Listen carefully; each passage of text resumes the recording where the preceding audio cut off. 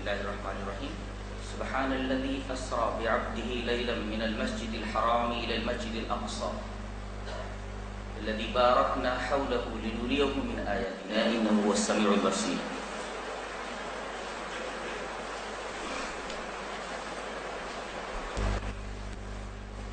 آپ کو معلوم ہے کہ اللہ تعالیٰ نے معراج میں اپنے نبی جناب محمد رسول اللہ صلی اللہ علیہ وسلم کو اپنے پاس بلایا اور اپنی بڑی بڑی نشانیاں دکھائیں، جیسا کہ سورہ نجم میں ہے، ہم نے آپ کو اس لیے بلایا تاکہ لنریہ من آیاتنا الکبریٰ، ہم اپنی بڑی بڑی نشانیاں آپ کو دکھائیں۔ در حقیقت یہ ایک عجیب اسٹرینج اینڈ ایکسٹینٹرک جو ہے، بالکل ایکسٹینٹرک ہے، عجیب و غریب سفر ہے۔ یہ اس طریقے کا سفر کسی انسان نے کبھی نہیں کیا، اور نہ کبھی اتنی تیز رفتار سواری کے اوپر کوئی بیٹھا ہے، اور نہ آج تک اتنی تیز رفتار سواری بنی ہے۔ سائنس کی اتنی ترقی اور ڈیولپنگ کے بعد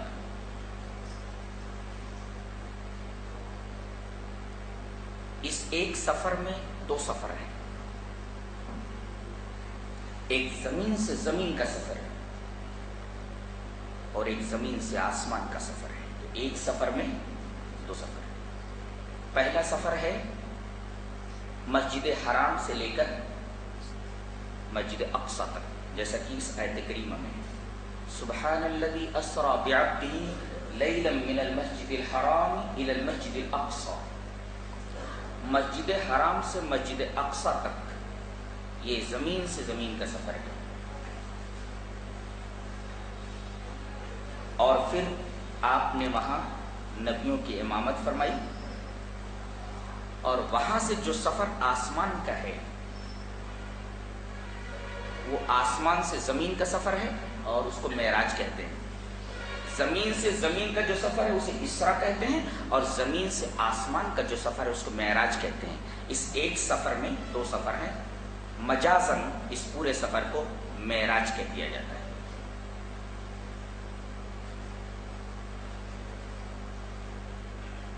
آپ کی یہ جو معراج ہوئی ہے روحانی ہوئی ہے کہ جسمانی؟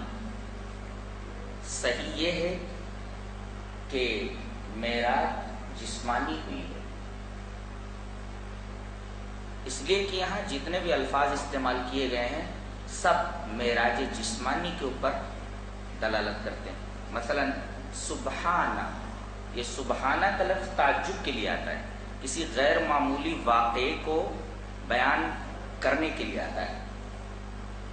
تو اگر یہ خواب میں معراج ہوئی ہے تو لفظ سبحانہ لانے کی ضرورت نہیں تھی، اس لیے کہ خواب کوئی غیر معمولی واقعہ نہیں ہے۔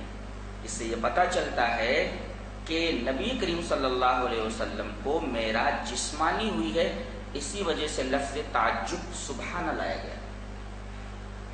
دوسرے اسرا، اس نے سیر کرایا۔ سیر بدن اور روح دونوں کے مرکب کے ساتھ ہوتا ہے۔ ہم نے روح کو سیر کرایا ایسا نہیں بولا جاتا۔ اسی طرح بعبدہ، اپنے بندے کو، اپنے بندے کو، تو بندہ صرف روح کو نہیں کہا جاتا، روح اور بدن کے مرکب کا نام بندہ ہے۔ تو یہ لفظ عبد بھی دلیل ہے اس بات کی کہ آپ کو معراج جسمانی ہوئی ہے۔ اور من المسجد الحرام الی المسجد الاقصی، یہ جو زمین سے زمین کا سفر ہے، اگر یہ خواب کی حالت ہوتی تو ایسا کہنے کی ضرورت نہیں تھی یہاں سے وہاں تک، اس لیے کہ خواب میں تو آدمی کہیں بھی جا سکتا ہے۔ گویا آپ کے معراج جسمانی کے اوپر ابن حزم نے جو اجماع نقل کیا ہے وہ بالکل درست ہے۔ ابن حزم نے کہا کہ آپ کے معراج جسمانی کے اوپر اجماع ہے، کسی کا اختلاف نہیں، اجماع ہے اس کے اوپر۔ یہ معراج کب ہوئی؟ نبی کریم صلی اللہ علیہ وسلم جب مکہ سے ہجرت کر کے مدینہ تشریف لائے تو ہجرت سے ایک سال پہلے یہ معراج کا واقعہ رونما ہوا.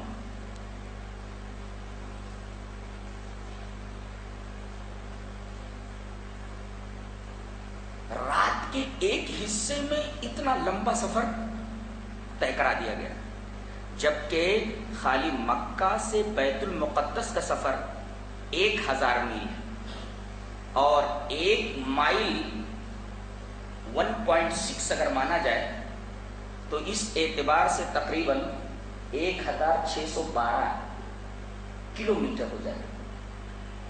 خالی زمین سے زمین کا سفر جو 40 راتوں کا سفر ہے، رات کے ایک حصے میں کرا دیا گیا. اس سے پتہ چلتا ہے کہ براق کی رفتار اتنی تیز تھی کہ اتنی تیز رفتار سواری کا سائنس کا تصور بھی نہیں کر سکتی. بنانا تو دور کی بات ہے.